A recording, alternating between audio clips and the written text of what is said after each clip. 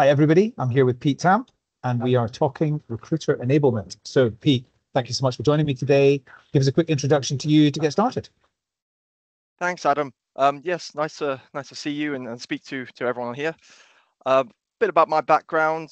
I've been in recruitment for just over 10 years now.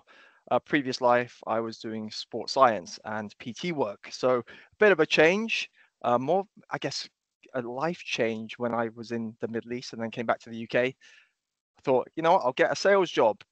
Ended up falling into recruitment like most of us do, focusing on tech. Did that for just about 2.5 years, and then moved to one of my at the time clients who were building one of their offices in London. That was for Very.co.uk. I had a great time there with the team based HQ'd in Liverpool. And then an opportunity came up at Ocado Group, which is the tech side of the business, not the retail side, to basically do pretty much the same thing, which was to establish an office in the center of London, but their whole HQ was in Hatfield. So less for me to travel at the time. But yeah, my role is TA Enablement Manager. I've been doing this titled role for about maybe 6 months, but actually I've been doing the job very similarly for the last 5 years since I've been at the company. So nice to be here. Great. Okay. Look, I can't not ask about your PT work. Yes. Were the things that you did in your PT work that have been like that you needed qualities for, you needed strengths for, that have been useful in your second career in the recruiting world? Absolutely. And I think I've seen a couple of people do that transition when they maybe graduate with a sports science degree.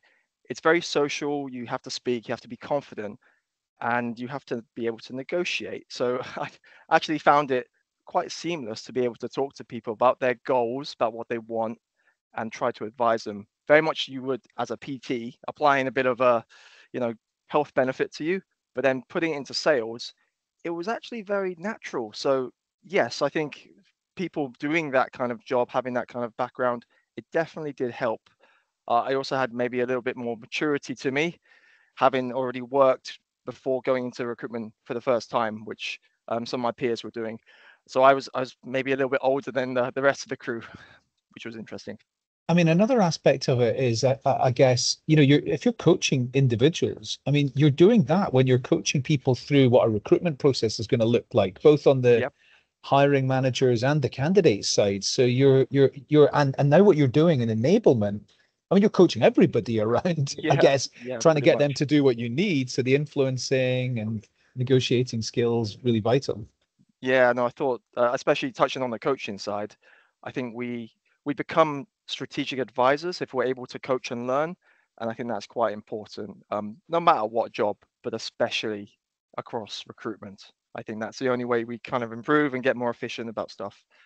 So yeah, it's quite an exciting area to be in. Right. Tell me about the progression from, because people always ask about this, like, how do I go from a recruiter job into enablement? What were the steps? Because you've gone from recruiter to TA enablement manager. There's this job in the middle, which encompassed a lot of it, but tell us Yep. the steps. Like, why did you personally want to move that direction? And why did presumably managers in the company or whatever identify you're the right person to do that? Yeah, so bit of secret squirrels time. So yes, my background is originally an agency recruiter 360. Then I moved to be in-house recruitment. I had a really good team at the time where I was able to lean on people within my own function, just to get a bit of experience moving agency to internal. Then growing and developing just by building teams. I think if you do the do, you'll be able to learn from all your mistakes. And I always say that, I've learned a lot of things based on breaking a lot of things as well. When I had the opportunity to kind of grow my own team, so I think it was 8 or 9 people a couple of years back, where we just focused on software engineering recruitment, which was we need to be quick and efficient during when COVID hit. And we are probably, one of the companies which aggressively grew during that time because of what was going on. So all our on-site interviews then had to become virtual overnight. We had to bring on some new tools and software. To facilitate that, we had to make smart decisions about cutting certain processes which we knew were going to take a long time, but actually we needed to kind of hire for those seats.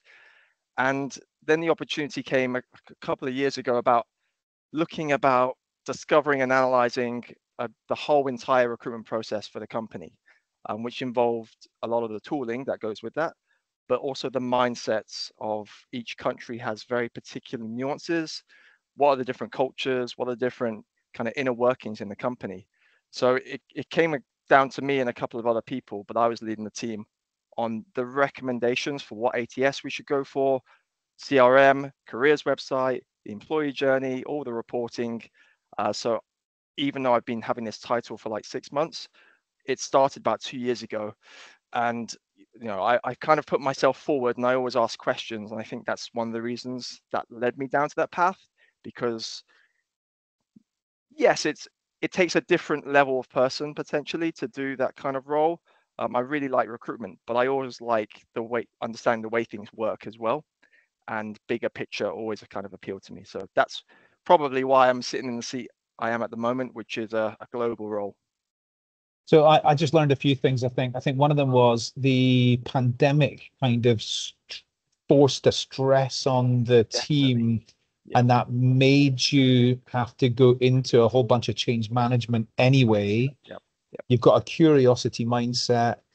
You, it sounds like, also don't necessarily take the status quo and just go with that, but you want to look under the bonnet, find out how it's Yeah. working, and see how, and a bit of growth mindset in there as well. Yeah. Yeah. Lovely summary. Maybe should do more of that No, you from the said side it. I just, question. just Yeah. No, I think what is best placed is being able to give an opinion and feedback about any process and not taking it to heart. I think a lot of people might be precious about what they've built.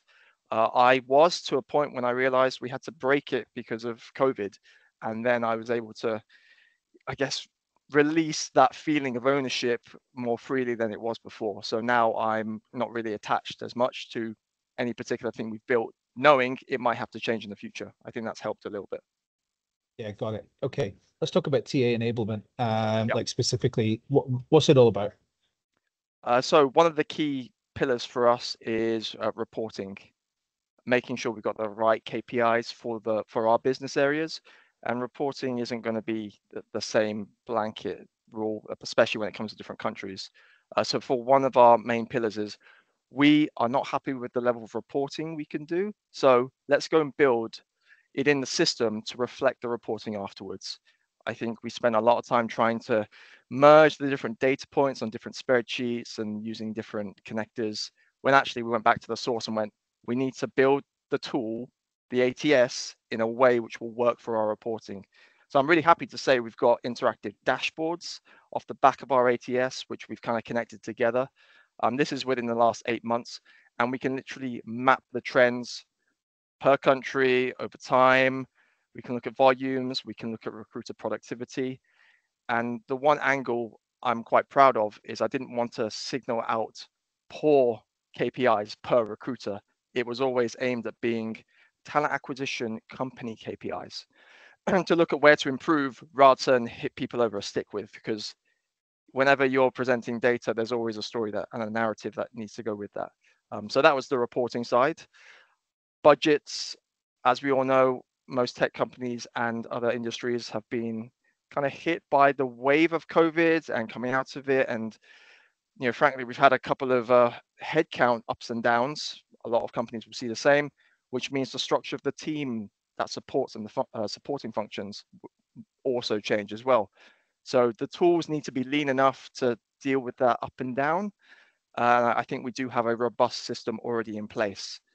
So that's the main thing.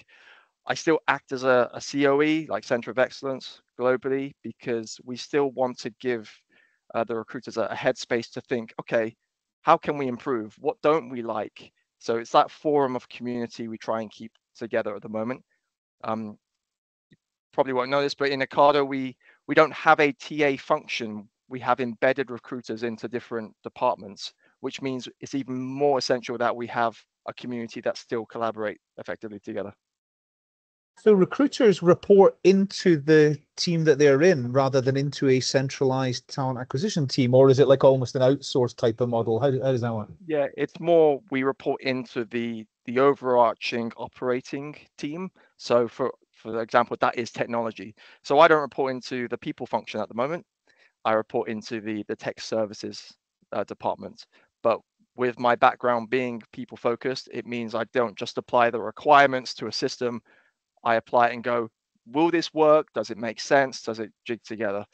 So we are giving a more surface-led approach from an org perspective, but we are very much working in partnership with our hiring teams. There are benefits to that. There's also a bit of con, but overarching, it's working for Ocado. Have you had to change the way that you communicate when you're reporting into technologists as opposed to reporting into a people function? Because they talk a different type of language and they've got engineering mindset. And so interested to Yeah, know on that. yeah, very data-led when it comes to it, which means we have to put ourselves in a position where we have confidence in the data because they'll read straight through it if it doesn't look right. But I guess the has also been built over the amount of time I've been in the organization, working with the leadership teams as their hiring partner, and now I'm more as their advising partner. So that has also helped. I think someone coming into this level of role is quite difficult without kind of that backing sometimes. So yes, I think I've built up a level of credibility going into it, which was helpful. Okay, so I'm like head of talent acquisition in tech company or a retail business or whatever it might be. And like we haven't been doing this. We've got 30 recruiters in the team. They're all 360-degree recruiters, but I feel like we could be better enabling these people. What's the first thing I should be thinking about doing? For me, internal survey, literally going, hey, what are your pain points? What's not working? And then you go and look at the data to see if it's supporting that narrative or not. Sometimes people just need a bit of tweaking in their ways of working. Or maybe the goals are different and not matching to the business needs, which is something which is quite good for us at the moment because the business sets the goals, and because we are sitting in the business, we are already part of that narrative. So we share the same forum and airspace as the goals for developing our products. We have a segment there as well. Whereas previously, when we were in the people function, not that we were isolated, but naturally you're driven towards the people initiatives, whereas we're towards the goals of the actual business. So I definitely do that. You need to look at the cost of things, right? You need to make sure it's efficient per recruiter, per head. Everything needs to make sense now, because with a fine comb with the tech teams, they go through that. And it is a different language, but I actually think it's quite healthy to talk in more transactional terms sometimes, rather than saying, hey, we've had this tool for X amount of time, we have like a great partnership. It's all well and good, but if the data suggests you've got a more effective, efficient, and cheaper option, you kind of have to explore that as well. Not to say you make the change, you just explore. Yeah. Okay. No, I completely agree. I think there's a bit too much emotion in recruitment in a lot of the decisions that we make, and a lot of gut feel, and actually making factual decisions is it's a people world, right? So it's not Yeah, always the right thing to do, but the balance on like what does the data say is probably yeah, it needs to be more prominent in talent acquisition. I agree. I agree. So like it sounds like you made a lot of good progress in terms of the reporting and technology and a couple of other areas. Is it now BAU, or what are the next things to go and continue to enhance? Yeah, so yeah, I'm happy to say it is BAU. We built the tools and the process probably about 14 months ago, against ambitious time scales, but we did it as a team, and we didn't build it to be perfect from the off. So there's always been reiterations, there's always been hypercare and significant improvements as we go. Where we are now is looking, okay, are we still aligned? Are the goals that we set ourselves accurate? Are they attainable? Because I see a lot of goals out there to be like, okay, we want 100% automation. Nothing. yet can be automated because we have different tools to do different things, and then you connect them together. So you're always lagging behind. But for us, seeing how we can improve time to hire, seeing how we can improve certain aspects of the process to get a better candidate experience whilst still remaining, within our budgets, because like a lot of TA functions at the moment, they probably are asking to do more with less, and we're no different. Hey, I could deep dive about 20 different things that you've said to me today, but these are bite-sized chunks, so Yep. hopefully I'll be able to get you back at some point later in the year. I've really enjoyed learning from you. Thank you very much for your time, and all the very best. Yeah, thanks very much. Good to see you. Thanks all.